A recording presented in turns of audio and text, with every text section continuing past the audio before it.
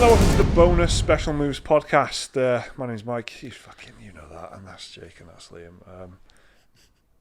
Should we talk about some films and stuff? Yes. Do you know what we didn't talk about in the regular podcast? That was a game. It was Call of Duty, by the way. We didn't do it. No, we didn't. That's quite good. Let's do that real quick then. So, Call of Duty's back. Yeah, back and different and rebooted. Why not? Innit? Why not? This is by far the least annoying thing Call of Duty's done in years for me, because it's just like, it's got quite a lot of people upset. The fact that it's called Call of Duty Modern Warfare, and it's just a full-on reboot. It's a different type of game. They obviously, for me, my first thought was, they're trying to Rainbow Six Siege it up a little bit, because that's made a lot of money for Ubisoft. So try something a bit different, innit?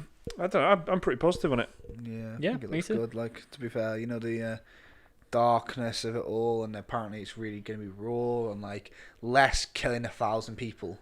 Yeah, like, less deaths, but each one's going to mean more apparently. And like, they've got this London terror attacks. You're playing as a child soldier. It's very edgy apparently from the stuff that they'd seen. Like the No Russian level on Modern Warfare 2. Apparently a lot of stuff like that, killing kids, being a kid, killing other kids. I mean, that's about as edgy as you get. And killing unarmed people, being a terrorist. It's all there. So I'm not looking forward to the Edge specifically. I'm just saying, like, it's quite a brave thing for them to do, I think. Especially because the game, considering there is like mass fucking murder constantly in all of these games, I don't know, it doesn't mean anything. So I guess making it very edgy and making it mean something by shooting a child or whatever, which I always find quite a cheap shot, but whatever. Cool. Do something different. If they slow the pace down, that will be very, very weird, because they will lose what a lot of their still existent fan base is into, innit? They want like the fast snap on, lock on, auto aim shooting, and like Blackout did well for them, and like making it very slow now, like an old Ghost Recon game, like 2000 Ghost Recon, or Rainbow Six Siege, or Rainbow Six Siege, Then. But I don't know. I didn't play the Rainbow Six Siege, so I just take your word for it. Well, it's not that it's really, really slow. Well, I played it in Vegas too, like on Vegas 1. Was it like that? Like door breaches and like it's like careful. Like you spend more time looking out a window than you will and the movement. It's weird. I suppose it's like a balance between. It's not like Armour where you're really but there is like you more fine tuning of like your body position and stuff. Yeah, well, I did play Rainbow Six on the Xbox, the original Xbox, and then I played Rainbow Six Vegas and Vegas 2. But for some reason, because Siege is so popular, I just for some reason assumed that like they made it a bit more arcadey or something. I guess. It is. Yeah, it is. It is a little bit. It is quite. It's pretty pick up and play, but it's not. It doesn't feel. Yeah. It doesn't feel horrendously slow either. Yeah, right. It's like there's like spurts of action in it.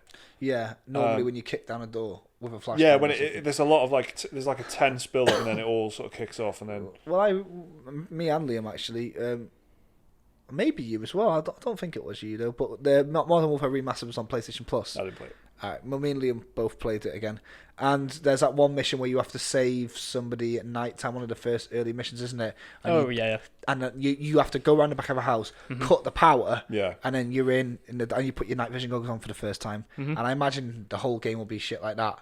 Like a lot of stealth almost, Yeah. Which you say stealth, but it's just tactics, isn't it, really? Like when it comes to like, it's quite SAS kind of. Well, yeah, it's because COD is a shooting gallery, isn't it? Like I can't remember which COD it was, but there's that level where you're in the favela or whatever for the Modern Warfare 2. Modern Warfare 2, that is. And it's just literally guys with 10,000 dudes. Yeah, just popping out of windows. Yeah, and it's a full on shooting gallery, and that really broke my sort of interest. That I remember that pretty much that one point where I was like.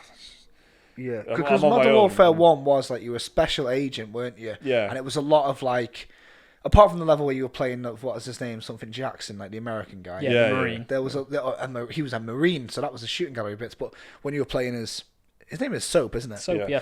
It was like loads of like three guys like on a ghillie on a suit boat level and stuff. Oh, like the classic, yeah. So yeah, if it's sorry guys, if it's more in the vein of that, then I'll be well up for it. And the graphics, even though it was all a bit weird because it says say all in-game footage on the trailer. Yeah. But there was no gameplay as far as I knew.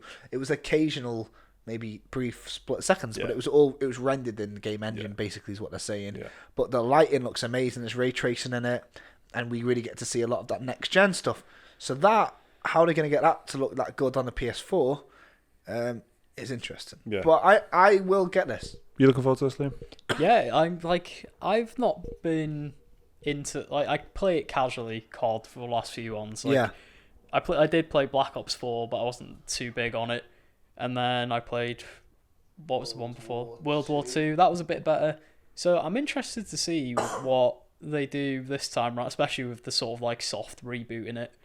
And if they are making it more like Rainbow Six, where it's the moment-to-moment gameplay can make or break you, and it's just it comes down to who shot first and stuff like that. To be honest, this is the first time I've genuinely felt like COD is doing something, because I know they've changed setting, they've added elements to it, they've was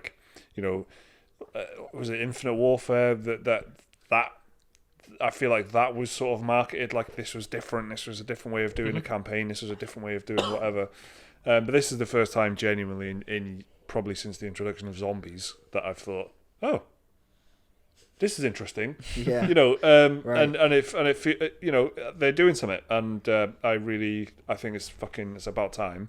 Imagine if it didn't have zombies in it, that would be good. There is no zombies. Good. They've How do you do that tactically, innit? It's like exactly. zombie down. They've already said there won't be any zombies. No zombies, no season pass. Interesting. Very interesting. Yeah, I think it looks okay. I don't know if I'm going to be buying it day one, but if it's got 10 out of 10s and stuff, then maybe I will. But Activision, is it out this year? Or did it even say? I can't remember. I'm assuming it is. I think assume it is. yeah. Yes, it did. October 25th, I think. Oh yes, it did have a set release date this year, didn't it? Because I'm thinking Activision. Obviously, they did Sekiro, right? And people love to whinge about Activision, but. They can do it. They can just leave a game as it is. Sekiro had no nonsense at all. No. If they can do it with if they can do it with COD, then hey, it's good looking at, isn't it? They're getting more hands off Activision. Yeah, that's what I mean. And if you care about that sort of shit, if you care about all these practices and all that, which I don't often, but I know Activision stands out because they are quite notorious, aren't they? With the Bungie stuff and all this.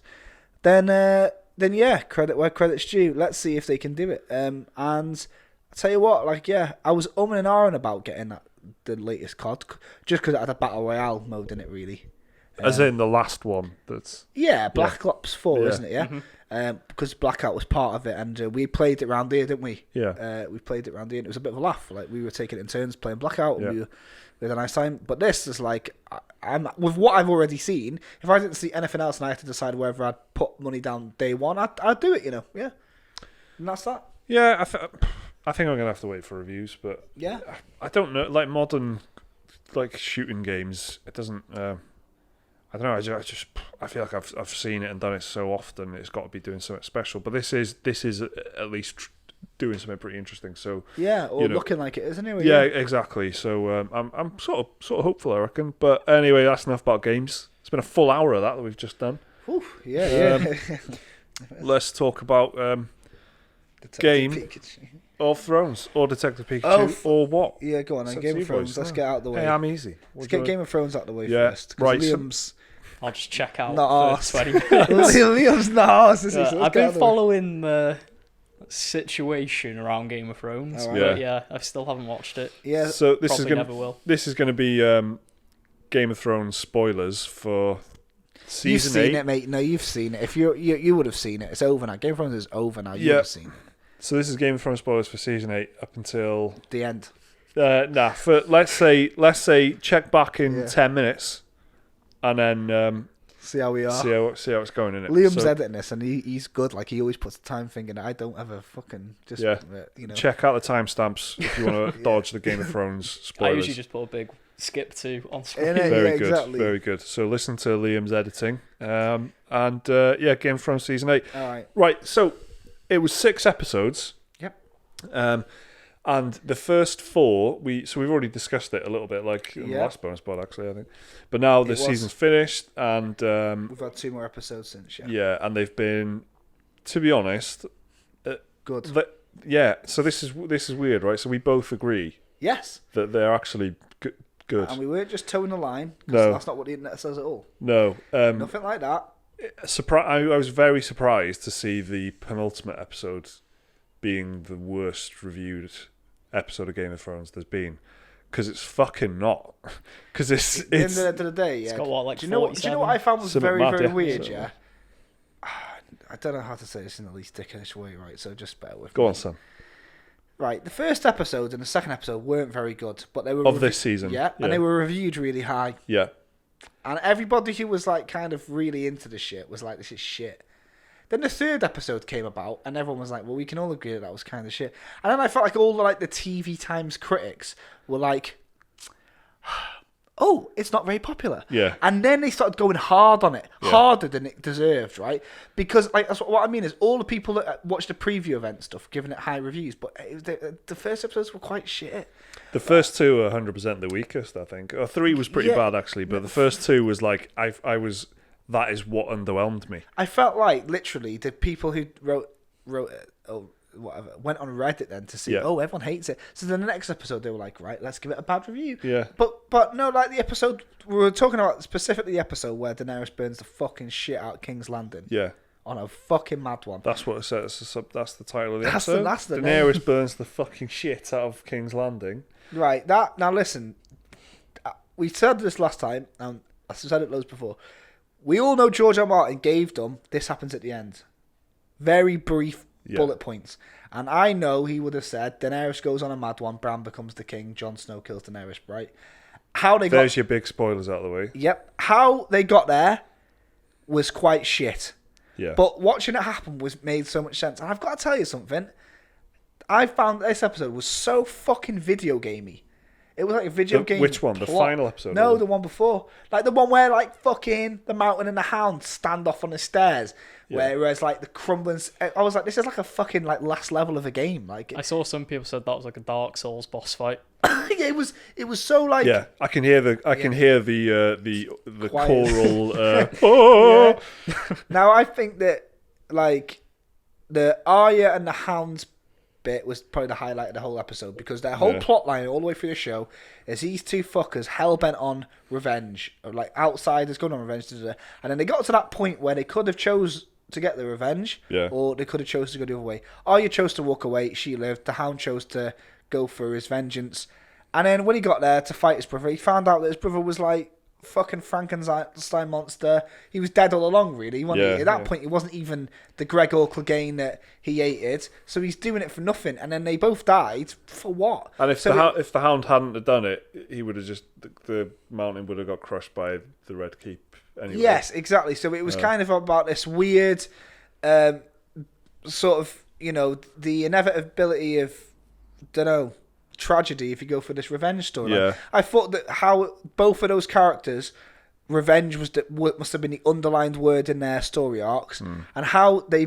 both changed at the very end was perfect. And the fact that they both have something to do with each other, great. It was good. I felt like it was really, really nicely done. And I don't know if that was given to them by George R. Martin. And you know what? I've got a feeling that it wasn't. I think that that's something that they've come to terms with himself. But it was very fucking good, and I like that a lot. Yeah. Arya and the horse, though, I've got a big problem with. Yeah. So hang on a minute. So the other thing that I really enjoyed, right, was the so everyone wants Game of Thrones to be like subversive and to make them surprised and make them shocked and don't give me the happy ending that I want and all that sort of stuff, right? Well, when you see the Starks like slaughtering the Lannisters, unarmed and shit, the Lannisters have chucked their swords on the floor, and then the Stark men are just like, "No, fuck these guys," and they're chopping them up, stabbing them, horrible. So when in season 1 you're thinking, I hate Jaime Lannister, I hate what he's doing to Ned Stark, I hate the way that the Stark troops are getting murdered by the Lannisters and stuff in cold blood. So when the revenge finally comes for them, and the North remembers and stuff, it's like ugly, it's horrible, and you don't feel good. You don't feel like, yes, this is justice sort of thing. You feel bad about it. So then what was a big missed opportunity for me was making that the North remembers sort of line, turning that into, which was like a nice sort of catchphrase for the show that everyone, like every time, like after the Red Wedding and all that sort of stuff, Yeah. That is like the consoling thing that gets you through, because it's just a horrible world and the Starks have got really bad luck, but it's okay because the North remembers. They'll sort of they'll rise up. Something. It was like a rousing catchphrase, but then they could have turned that into a really like a nasty sort of. I don't know, like the image of the Stark troops like just murdering the Lannisters and Jon Snow like trying to stop them doing it was good, right? But they just didn't. They didn't. That was good stuff. They just didn't quite make enough of it. But I think that the bottom line is that this is, I think, what most people agree on, is that it just needed more time to get there. Yeah, like Daenerys seemingly just went mad like over the course of 45 minutes. She needed another 6 episodes. I would have bought it after 6 episodes. And sadly, the show was, cut short because of the 2 writers, because this has now come out. Showrunners, right? HBO offered them another 2 seasons. George R. Martin was consulted and said, I agree, 2 more seasons. This is official now. And David and Dan said no, because they've got other stuff that they want to work on, like this upcoming Star Wars thing, I'm assuming. But what we do know is that they were offered more time and they said no, which is the most frustrating thing. Yeah. Because it's like, and I know what this sounds like, but I know like that they probably even worked on it a long time, but knowing that they could have just spent 2 more years of their life working on it and give fans the ending that everyone deserved, but they were like, no. It's annoying. Yeah. Now we got this in 6 episodes. It's so fucking annoying. Yeah. And, but the amount of stupidity that generated, and that's within the script and the things having to be expedited, and the characters not being written as characters but as like just vehicles to like carry the plot forward. Like, why are they going into the crypt where all the undead skeletons are, where all the skeletons are waiting to be risen by the king of the fucking undead? Yeah, exactly. Why are they doing that? Because it needs to happen, because this person needs to die and we need this sort of tension. Like, why is like the way the Night King goes out is really, really massively underwhelming. The relevance of the Night King is non-existent. No. There's no point in the Night King at all. The Night King has a citadel north of the north of the north of the wall. Why?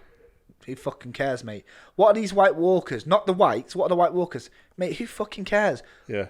It just... Why is Jon Snow, Targaryen and the actual... The one who's got the best claim to the throne? Who cares? It doesn't manifest itself. Literally doesn't matter. Which again, that could be good. That could be like a nice, like little, again, like subversive thing where it doesn't matter. It doesn't he may be the rightful one, but that's not the world we're living in. That's good. That could be an interesting thing. But the way it's done in the show is not, because it's just like, because it wasn't like Jon basically fucking stabbed and killed Daenerys on the final episode. Yeah. Because like he was scared. Like he was scared that she was going to go on a mad one up north and that. Well, it doesn't matter about his lineage and stuff. That was just one extra little thing. Like, you won't be safe because she knows that you're the rightful one. But she seemed pretty chilled out about it, to be fair. She was quite nice. Like, I thought up until the point she died, like, she seemed pretty reasonable with him. Yeah. She was like, we'll rule together. She didn't seem like she was lying. So, yeah. But... yeah, it was like a Darth Vader and Luke Skywalker thing. Yeah, we'll sort this out together, mate. And yeah. Wait. The last thing with the penultimate episode I didn't like was this Arya scene, right? Tell you why. They wanted, because when you watch the after the credits, when the guys are talking about it, they're like, we wanted the character to go through King's Landing. It's been through King's Landing before. To see King's Landing get destroyed, and we wanted it to be a likable character, and we wanted it to have a human element. So we picked Arya. And I was thinking, no, mate, just pick Davos. He like comes from Flea Bottom, doesn't he? He comes from there. He is the character everyone's rooting for. He hasn't got a special set of super duper assassin skills, so he's more vulnerable. It makes loads of sense. But no, they got Arya all the way through the city, and then she gets on a horse, yeah? And then she literally goes into the light at the end on a white horse, yeah? Why? Doesn't matter, mate, because the next episode, she's just randomly there looking at the Unsullied at King's Landing. Yeah. So what did she do? Did she literally go out of the city on a horse, do a 180 and come back in? What did she do with the horse? Yeah. What relevance is that to anything?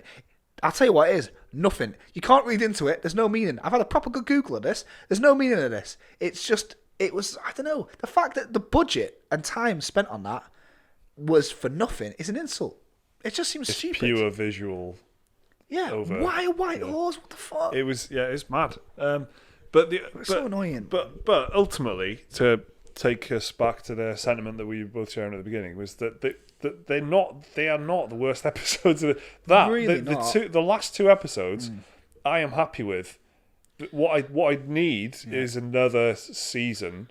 And I'm saying this as someone who fucking hates being bored by television, right? I just can't get into TV shows a lot of the time because it's nothing. But Game of Thrones has so much stuff going on. There are so many people, and that's because they've been set up very much in the same way that Lost sets up loads of shit in the beginning and never follows through with it. That's pretty much exactly what happens, except in Game of Thrones. Except in the final two episodes, it doesn't. That's a good enough conclusion, I think. Daenerys flipping a lid and nuking everything.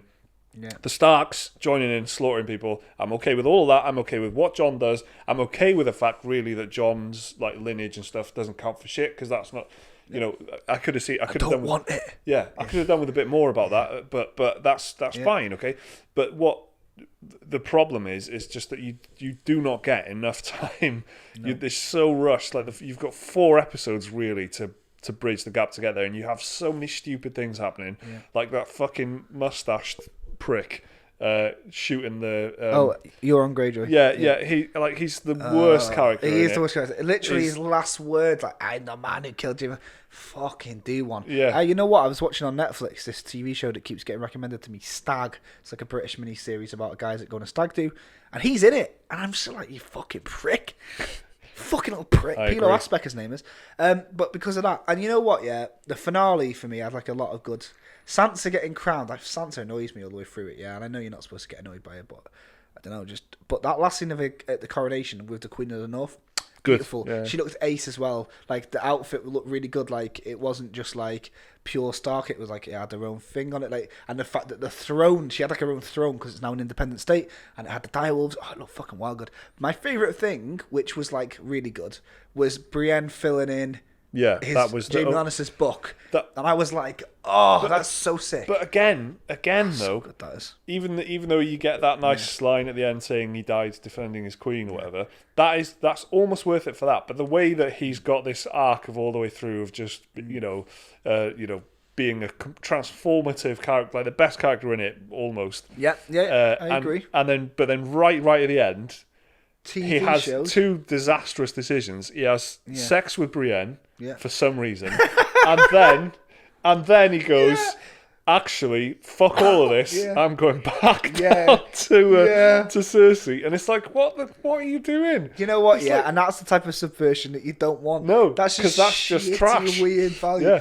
And I'll tell you another thing I didn't like. Right, Tyrion forcing a meme. Why did he have to keep saying Bran the Broken? We get it, mate. Like, he's going, Bran the Broken. And I was like, come on, mate. He's not broken, though, is he? Like, he's pretty well recovered. Yeah. And then it kept saying How about, he knows Bran everything. How about Bran the Brilliant? Bran the Brainy, because he knows Bran the Brainy. Bran the crippled little prick, you might as well have been saying. I found that really insulting. I'll tell you what else. Bran the Fanny. No legs, Bran, no legs, Bran. So I didn't like that. Bran was a bit annoying all the way through this season. Really, bit of a laugh. He comes across like a student who's really good. He's just like a know-it-all fucking. Like his parents forced him to read like 8 hours a day and stuff, and as a result he's a genius. Child and he knows it. Yeah. That's what he comes across as. I knew it all along. Second year of uni in Oxford. He's doing. Why has he got fucking Bran on the council, mate? Bran, I mean, what's that about? That is another scene again. Bran's last scene in this season was he just randomly come out of nowhere with a crossbow, and he's like, "I'll fucking kill you if you don't give me money." Yeah. And then they're like, "All right, mate," and you don't see him again, and then he's the master of ships. What are you on? Yeah. What are you on about? Yeah. Do you know what? It's totally the whole the episodes feel like the previously on sort of thing. What is this fucking dragon burning the throne for as well? I hated that. I hated that this sentient creature. I know they're supposed to be intelligent, but it's like he's looked at that and gone, "That was the source of evil all along." The power. Someone should have been on it. It should have been. It should have been like a guard just cleaning it. No. It should have been like I like the fact that the it's all been about who sits on the throne and the throne gets fucked at the end. Yeah, the dragon looked at him. But it should have been rather than be like an existential. Oh, my mum's dead. Like it should be whoever's killed Daenerys or something. There should be more of like a direct like. Yeah. Just tie it a little bit more directly. If he was randomly just screeching, burning fire, and he happened to have melted the throne. I would be like just the Sam, whole throne room's getting good. But the fact that he like targeted that down as if he went, this is the problem, Cole. Yeah. Fuck off, Drogon. And then another thing as well, it ends with Bran like going anywhere the Drogon, and then it does this weird thing where Sam's trying to say, I saw him flying towards, you assume Valyria, and Bran's like, don't matter now anyway, further away the better. And then Bran's like, I'll find him. All right, with your warg powers that we've not seen in 2 seasons. Do you know what? Yeah, it was a bit. But again, though, if he's omnipotent and he knows everything, he already knows where the dragon is. Exactly, doesn't he? That's a fucking plot hole. Tell you something though, it made me feel very, very some kind of way, man. Like I don't know what kind of way. I don't know if I felt sad. I don't know if I felt like it was like a yearning feel, like like when you watch something and then it's finished forever. Yeah. And then, do you know what it was like when you watch Lord of the Rings films and you've watched them and you know that you'll never get that feeling again of watching it the first time. But then if you watch the extended cuts for the first time, you're like, oh my God, 30 seconds of new footage. And you're like, it's that feeling again. And it's gone again. Well, best articulated when Gandalf goes, good gracious. Yes, thank you. So there was it came up on my recommended on YouTube, a season 3 deleted scene of Grandmaster Pycelle, don't know if you can remember that guy, with the big beard, the one that was fucking all the young women, basically. Yeah. He's like some dirty old man using his powers in the clergy, basically, wasn't it? And it was Tywin Lannister fishing. Tywin, remember him? Remember that good character?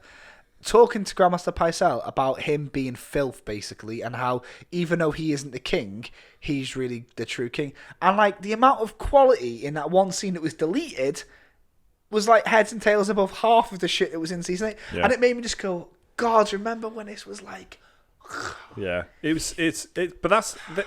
They hit a point, right, in season 6, season 7. Yeah, since we were out of book stuff, yeah. Well, yeah, but they hit a point where it ceased to become about characters and it became about, right, where's this going? Yeah. And everything suddenly like is pointed in a direction and everything, all the characters are just...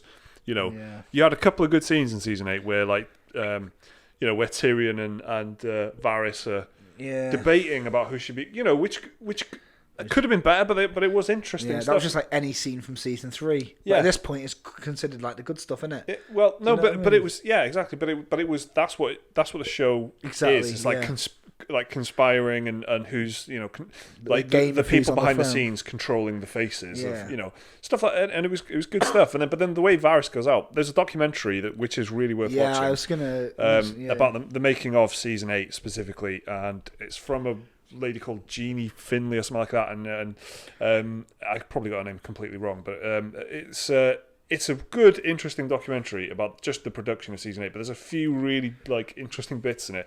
Mainly when Varys finds out he dies or how he dies in the actor who plays table Varys, read. right? Yeah. So all the cast are sat around on the table and they're doing a table read for the whole season.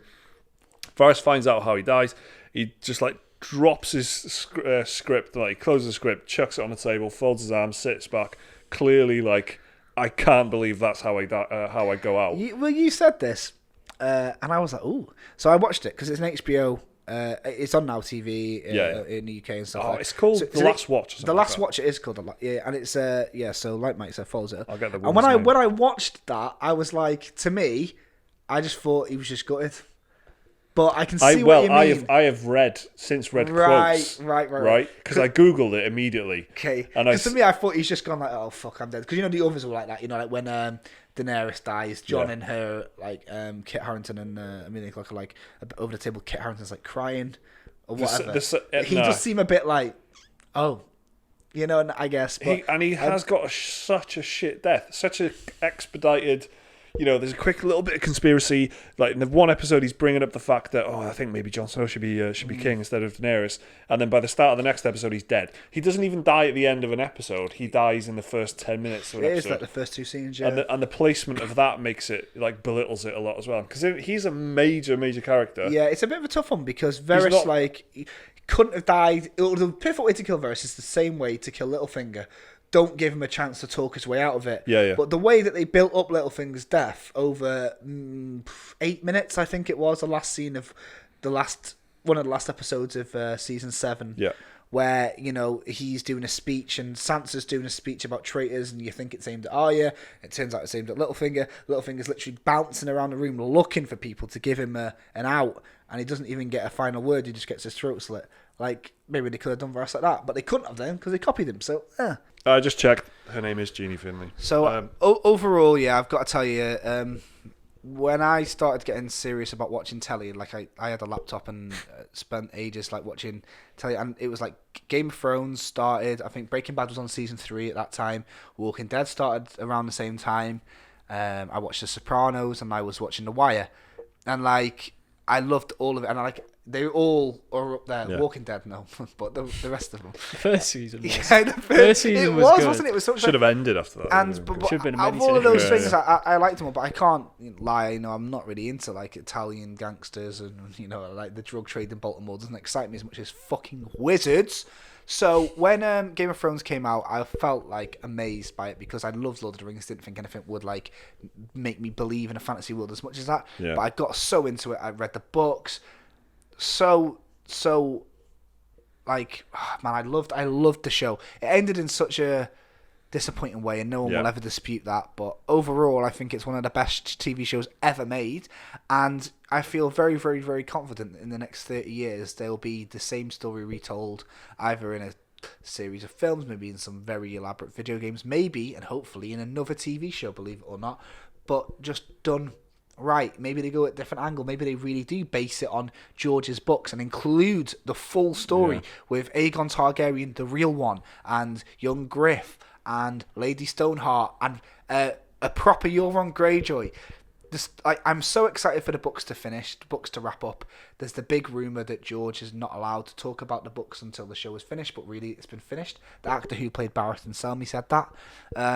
I really can't wait to see how the books end, even though I'm pretty sure it's going to be the same as the show. But, man, I've got to tell you, it's one of my favourite stories I've ever heard. And I love this. That's why I like video games, films, telly. Yeah. It's all about a good story, innit? And to me, man, even though it ended a bit shit, like, overall, I don't think much comes close to it. Do you know what else is a good story that's been retold over and over again?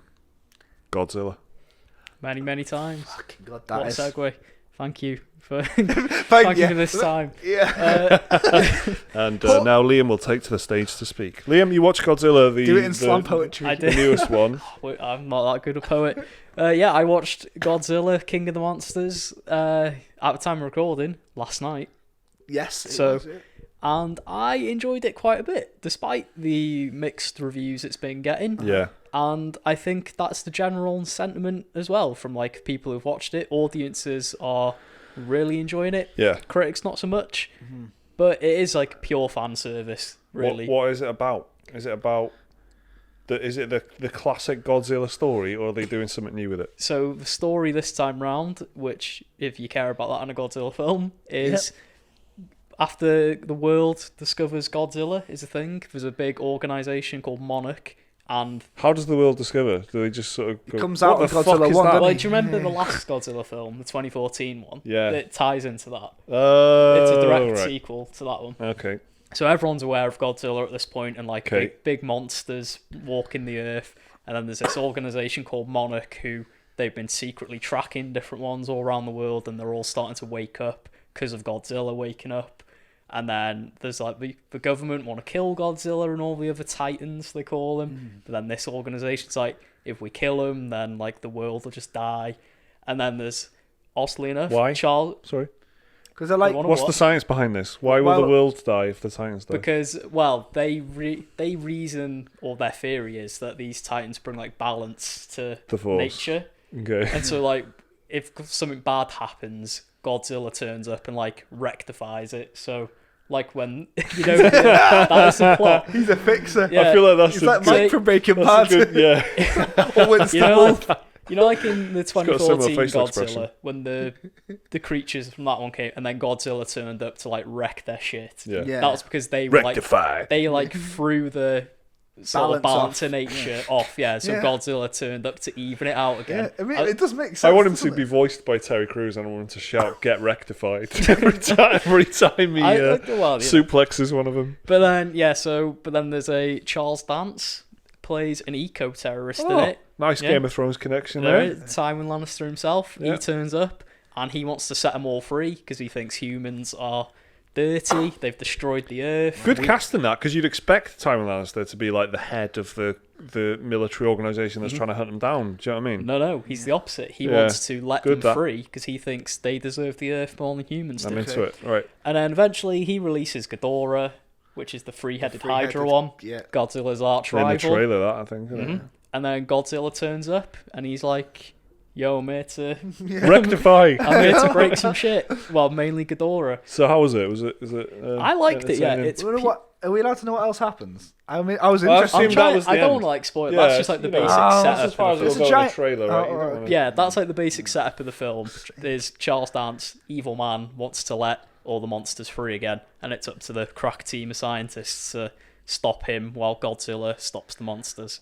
Okay. But that's the basic like gist of the plot, and I liked it. I thought it was good. Not as good as 2014 Godzilla, which is quite a divisive film in itself. I was going to say, which isn't considered great anyway. No, I really enjoyed that one, and I know it's quite divisive. But this one seems to be winning people over a bit more, mainly because you actually get to see Godzilla this time around, instead of just like teasing little bits. They went a bit Cloverfield with it, didn't they? They did, in the last one, and you actually get to see him full force. Is he a chunky boy still? Because he's a thick boy in this one. In the Godzilla 2014, he was like quite. Yeah. He is. He's hench. He is. I feel like some like artist has looked at the physics of it, and they've been like, well, he'd need like really fat legs. Well, no, I believe. Yeah, that's what I think. Yeah.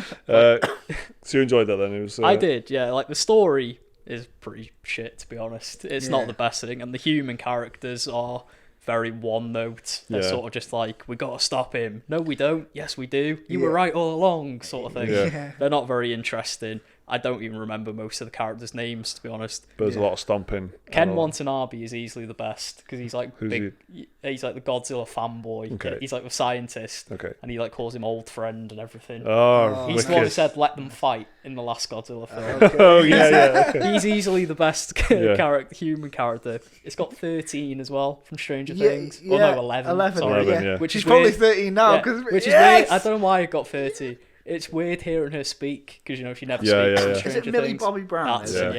And she's alright in it.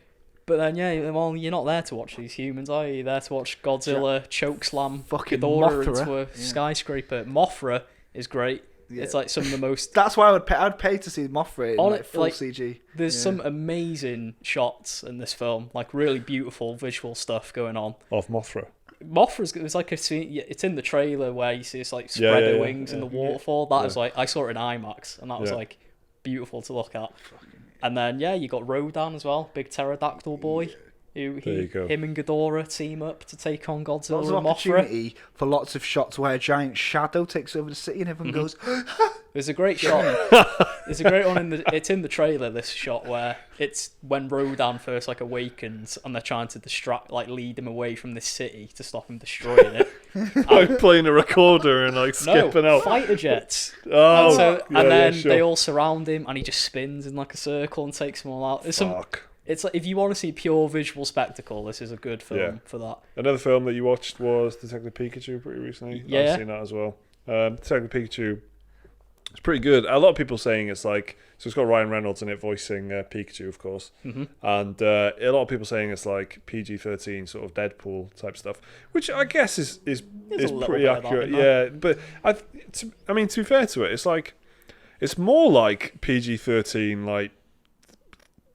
Dark sci-fi, cyberpunk sort of stuff because the thing it's very Blade Runner-ish. Yeah, because the music and stuff in it is like it's city design. Yeah, and the story being like a noir investigation thing.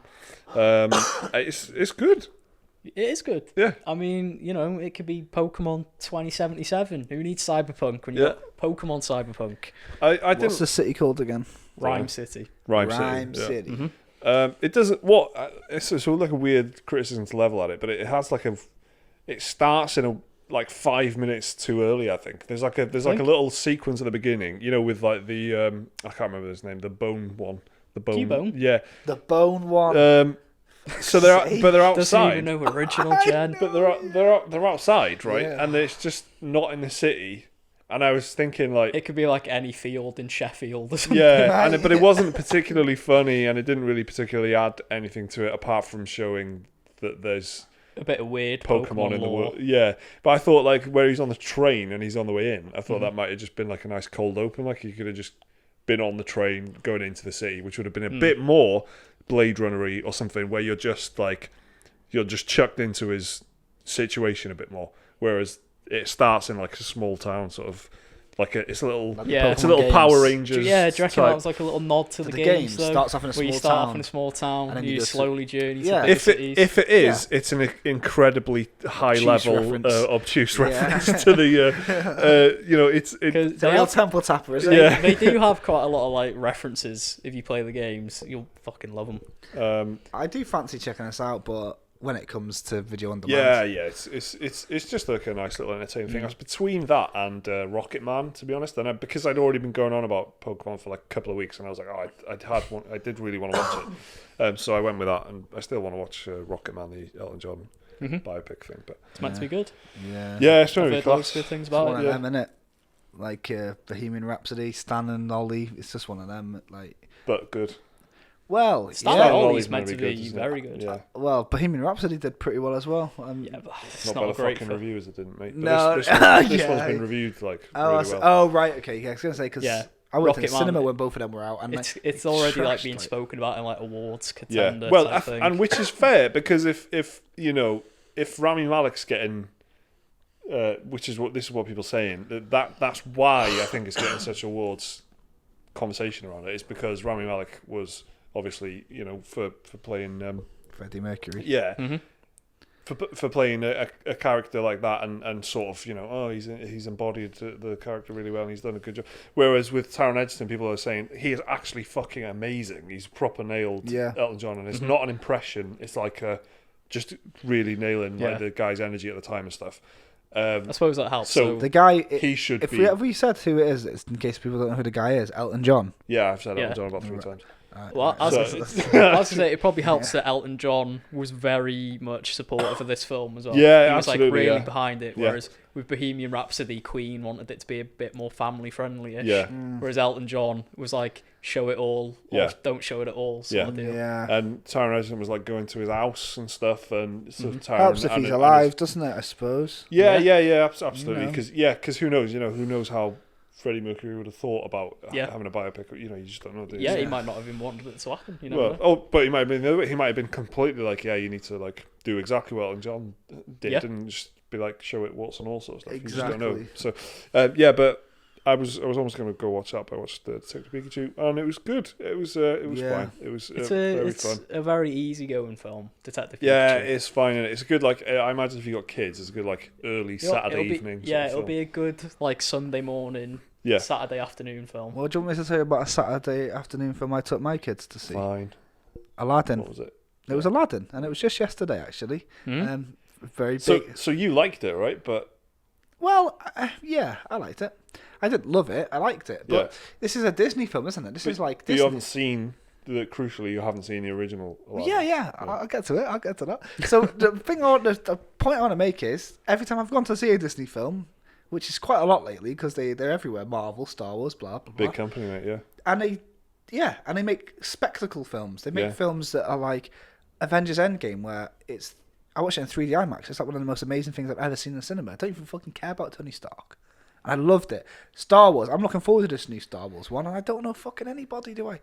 That's it. I remember when I really crucially fucked up by getting a cantina scene wrong once? Do you know what I mean? And I'm still excited. I love that stuck with you. Yeah, you see what I'm saying? The greatest mistake of your life. Absolute blunder. This is going, like on the Jamie Lannister White Book. That's on my. Yeah. So anyway, yeah. So I went to see Jungle, but yeah, Ellie was 4 at the time. I think. She saw When Dumbo. did that come out? The Jungle Book. Wow. 3 years ago, 4 years It's a ago. while ago. And then I keep blah, getting blah. confused because there was a very recent one called Mowgli, right? Which was Yeah, that was the Andy the Jungle Book. Serkis one. Yeah. Christian Bale's in this. Anyway, so went to see Aladdin, which is a beloved classic, right? Like I haven't actually seen the original Aladdin yet. I played the game on the SNES, and Ellie has a CD in the car, which is like all like the Disney princess songs and stuff. So A Whole New World is in there. That one with Robin Williams, singing in it, "Friend Like Me" with the big jazz band. That's in it. That's the big one in it. Like that's the song. Well, I actually thought Channel 5 did a thing like best Disney songs of all time, and Whole New World was number 1. So I thought that was like considered the best one ever. Oh no, this is one of those the public voted though. So what did I know? Anyway, when we went to see it, like all I'd known about the film was there was Jafar in it, and then there was like this giant panther head. I didn't know like what the deal is. Like Aladdin, he's a street thief, whatever. So I watched it, and it was okay. This Guy Ritchie directed it, and like the beginning bit where you really see that Aladdin's like a street thief. It kind of shows it with him, doing a bit of pickpocketing. Guards are chasing him, and he's doing all these flips and Assassin's Creed parkour things. But what was very interesting is there's no CGI at the beginning. All of the places that he's bouncing off is real set. And like you can see, like the stonework has all been painted pink and blue. And Jasmine's in it at the beginning as well. I don't know how much of it's true to the original. That sounds. Yeah. Do you know how to? I don't know if it's a spoiler. I remember reading they changed some of the Jasmine story to make it a bit more relevant. She wants to become a ruler. She wants to become the Sultan. She's basically like. She's not really much of a character in the original one. If I remember rightly, she's like she doesn't have much of her own like story. I still found that she didn't really want to initiate, but then Sean was saying it's a lot better than in the original. Yeah, but I can imagine fuck me, that was it, because it's like like Aladdin becomes Prince Ali with the genie's magic, which I don't know if in the original it explains, but the genie's magic is like a Jedi mind trick, so everyone sees him as this guy. Yeah. But then all of a sudden she's like, "Where is Alabwa or wherever he's from?" He shows her on a map, and she's like, "Oh, okay then." And then she loves him all of a sudden, and they go on a magic carpet ride, and I was like, "What the fuck is this?" But one thing, like, I can talk about this. At this point, I'll just be reading the plot to you, innit? So there's no point. What I'll say is there's 2 points. One, Jafar is a wet lettuce. He's absolutely fucking shit in it. There's no point in Jafar at all. The thing about Jafar is how he looked and how he acted was quite critiqued, wasn't it? Has anyone on the internet ever said Jafar is a wet lettuce? Yeah. Has anyone on the internet ever said that? Let me say this. Jafar was very, like, evil looking. Like, I know what he looks like. And it got lots of criticism at the time, I guess, for being very racist towards Arabs and stereotypes and stuff like that, right? So no doubt in some form, to deal with the criticism, because there's been a lot of genuine criticism about this, they've made Jafar far away from what he originally was. But what has happened is he's very, by the book, handsome. He's a very, like, middle-of-the-road, handsome, vanilla character who's like, "Bring me the lamp, Aladdin." His voice gets raised twice. One is when he's like an all-powerful deity at the end, and the which you would shout about. And the other's when he's shouting at a parrot. It's like, fuck off. Tell you what, one thing else, and this is the last thing I've got to say about it. This is the end of the critical analysis of Aladdin. Here we go. This is it. I went to see it the first week it opened with my wife, my daughter. I wasn't the only person that brought their wife and daughter along. There was families, there was couples, there was pairs of students, adults, everything. It was packed, and it was a Saturday when I went to see it. Not any time during the film did anybody, and I mean anybody, audibly laugh, sigh, cry, make any noise at a Disney film that was packed out. This next 3 seconds is what I heard in the film when Will Smith's being Will Smith. That's it. That's Aladdin. It's about a 5 out of 10. Right. So let's talk about what we do in the shadows just before we wrap up the bonus pod for this week. We've gone through quite a lot this week. Well, there was like a 25-minute breakdown of Game of Thrones, and for that I apologise. Specifically to you, Liam. But Liam, never again. That's the good news, isn't it? It's over now, mate. I don't know. It'll never end for some people. No. I've seen the Free Folk subreddit. This is an ongoing battle for them. I'm still banging on about Lord of the Rings. To be honest. Yeah, true. So this is the one show that we have all seen. The one thing that we've all seen that we talked about this week, I think. What we do in the shadows. So I've seen 2 episodes. Yeah. So you guys are both finished. Season 1, yeah. So finish this week, yeah. So this is the televised adaptation of the film from like a few years ago, 2014. Like adaptation and side story, I guess. Okay. Yes. And so it exists in the same universe, Yeah. and it's the premise is essentially that it's a mockumentary about vampires who live in like the modern world, and they've got a flat share. and they basically. share, yeah, exactly, and it's like comedy, and it's from Taika Waititi, Jermaine Clement, and all these big like Kiwi comedy sort of people. So the film, I just fucking loved. I just absolutely loved the film, and it's just one of the this. For some reason, when I try and think of funny films, I do have a hard time thinking of comedies that I actually really enjoy. There's been some really good ones recently, weirdly, in the last couple of years. There's been some really proper good ones, but I always struggle to think of like comedy movies that I really enjoy. But that's definitely one of them. Yeah. So then this TV adaptation, what's it like? Boys, you've seen it through to the end. So what's it like? What is it as funny as the film? How does it compare? It starts out very much like the film. Yeah. Even down like the format of the pilot is almost identical to the way the first act of the film, I guess. Yeah. So it starts out with introducing you to these vampires. It shows you right around their house. There's correct me if I'm wrong, but there's actually a couple of gags that are exactly the same as what's in the film. Yeah, there is for sure. That they just take, they just carry over. They just like reworked it to these different actors. Yeah. But yeah, it takes probably about 3 or 4 episodes before it starts sort of diverging and becoming its own thing, because it does like rehash quite a few of the jokes from the first one, like the US Office or something, where the first season it's a little bit like that. Fast forward per episode, not per season. And then when it does go into its own thing, dare I say, it's its best. It's very good, and maybe it's because of that, because it's not like all of a sudden how like a TV to book adaptation and the book readers are watching it, because it's essentially that. It's the true fans going, oh well, it's not as good as the original because it's a bit, and quite rightly, because it's never going to be the original. But when it goes and it becomes more divergent is when it becomes. You're never going to be good if you're just trying to do something that's been done before. Exactly. So luckily, this has been aided by the fact that it's very much the same people behind it. The lead writer is actually, I can't remember her name, but I saw her on a panel. They did the big panel for it when they were playing the pilot, but she's pretty talented, and she was handpicked by Taika Waititi and Jermaine Clement, who are, as far as I know, very associated with the show. Yeah. It's really good. So the weird thing about it is it's set in New York. Instead of Wellington. Instead of New Zealand. What is it, like Long Island or something? Staten Island, yeah. And despite that, all of the actors in it are British actors. The three leads, not all of them, the 3 leads, yeah. So that's Matt Berry, who's quite popular. He's quite popular with the Americans. Especially after Toast of London. Yeah. That seemed to be like the one that really sold him in the US. He's essentially doing his exact Matt Berry shtick, but it's just Matt Berry being Matt Berry. Really. Or like a sort of very pompous kind of. And I know, like on Reddit, there's like certain Anglophiles that like are obsessed with like Peep Show, Toast of London, stuff like that. Yeah. They would love it. There's also Kevin Novak, who plays Face Jacker, and he had a TV show on Channel 4 called Phone Jacker. He's in like 4 Lions, I think, as well. He is. He plays Waj, who's like the dimmer one of the terrorists, alongside like Riz Ahmed and stuff. So he is pretty well known for Phone Jacker over here, which is like impersonation work, kind of like a Sacha Baron Cohen kind of thing.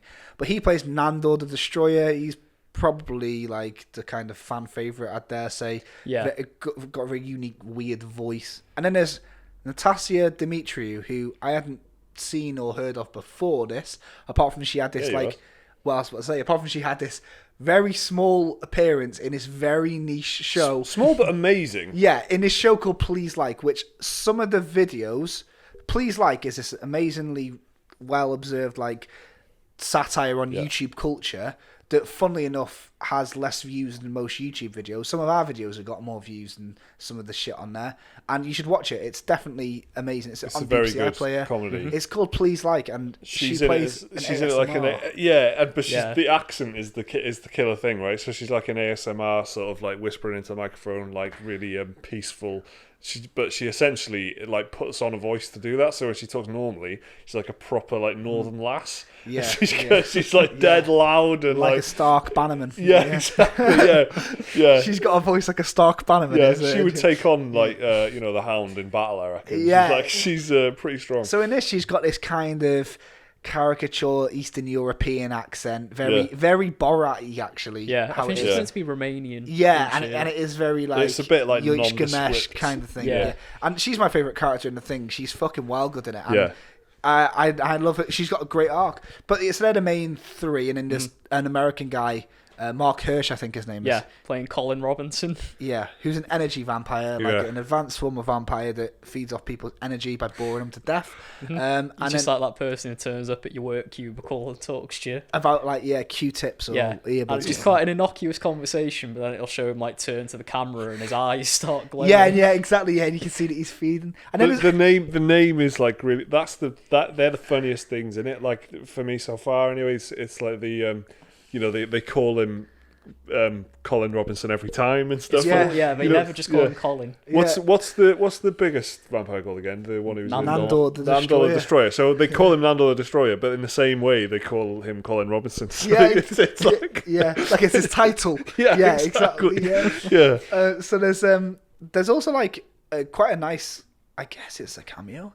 But the Baron is played by Doug Jones, who's like quite a famous. Is that his name? Doug Jones. Yeah, like the famous you'll know him mobster as dude. Abe Sapien from Hellboy. Yeah, he's also the one with the eyes on his hands from Pan's Labyrinth. He's Slender Man. Of course, he's the fish dude in Shape of Water. He's like a really famous like creature actor. He's got a speaking part in this, and he plays the very like the head vampire. Yeah, the very Blade kind of vampire. You know, that was another. I hate to spoil jokes and stuff, but in the first episode, it was like where they both say they had a very intense sexual relationship with him.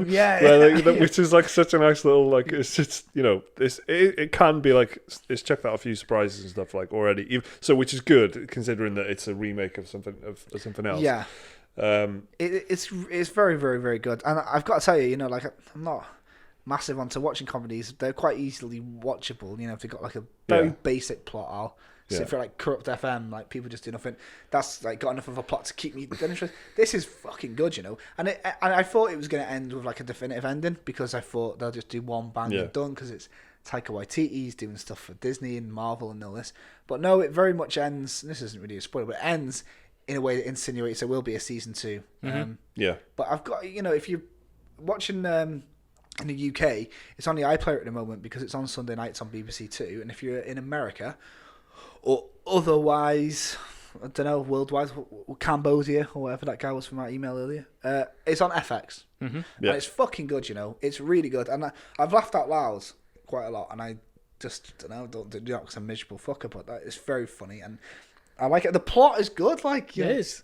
It's got some very, very clever, nice cameos as well. It's worth a watch just for that, I'd say. And yeah, very nice. So there you go. That's a ton of stuff that we've been watching, as well as COD, I guess, which we talked about a little bit at the beginning for some reason. So that was I've lost track a little bit. Is this the fourth? I think so. I think it is. I believe it's the fourth. So we'll be back again in a couple of weeks with another one. I think this week's podcast, as in the main podcast, was crammed full of stuff. I think. It was nice to get a lot in. So I don't know when this bonus pod's going out, but. We'll be another one in a couple of weeks anyway. Thanks for watching. Thanks for listening. Thanks for supporting us on Patreon. We'll see you again soon. Cheers, guys. Bye.